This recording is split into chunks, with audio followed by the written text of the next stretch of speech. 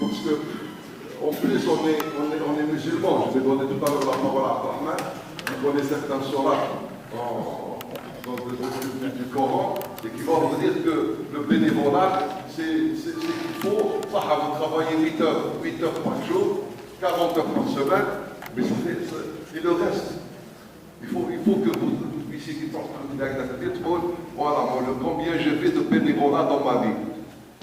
Il n'y a pas un pays au monde, un être humain au monde aujourd'hui, des pays développés, qui ne participe pas dans ces activités de bénévolat. Fils de Bilillah, nous sommes des musulmans. Normalement, Allah salade pour venir à pourquoi voulez-vous qu'on vienne en faire ce qu'on fait là? Vous croyez qu'on a beaucoup d'argent à gagner là-dedans? Au contraire, s'il vous plaît, si vraiment cette réunion, on peut dire qu'on a réussi, si les jeunes, les 2000 qui sont là présents, les 500 salariés qui sont là présents, les chercheurs dont parle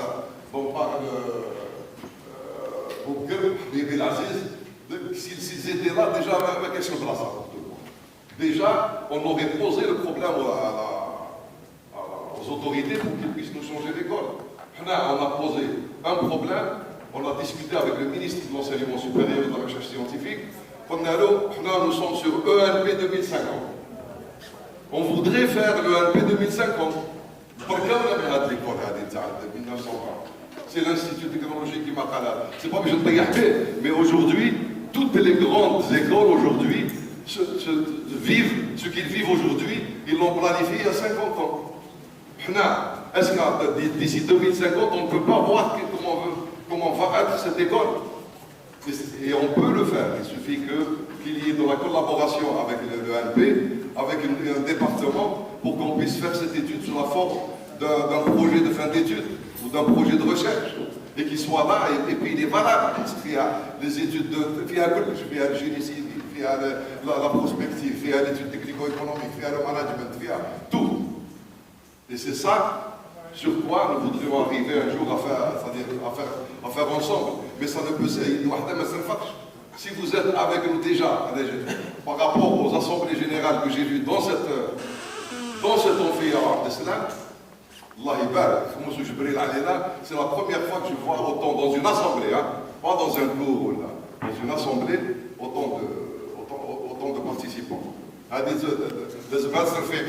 Et j'arrête.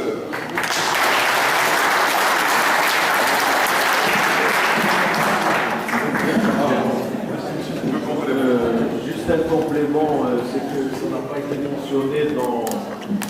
Bon, il y a mais ça c'est important quand même, c'est que ADENP est une marque maintenant enregistrée à l'État.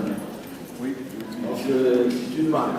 C'est pas n'importe qui va utiliser ADENP dans le futur sans l'autorisation bien sûr de l'ADENP. S'il veut une licence, on peut la signer, il n'a qu'à payer les redevances. Autre chose, c'est qu'avec le directeur de l'INAPI il y a 2 ou 3 jours, comme l'Algérie a adhéré au protocole de Madrid, donc on peut lancer déjà la protection internationale, plus particulièrement en France, aux États-Unis, au Royaume-Uni, là où il y a le plus grand nombre de polytechniciens, pour créer des filiales, des cellules, comme il y en a une qui a été créée à Beyrouth pour le Moyen-Orient.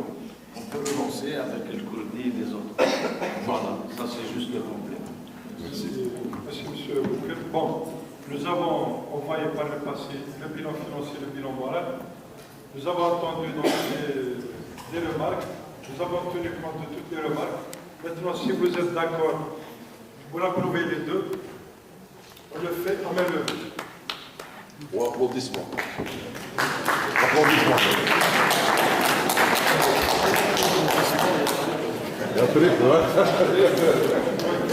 Donc,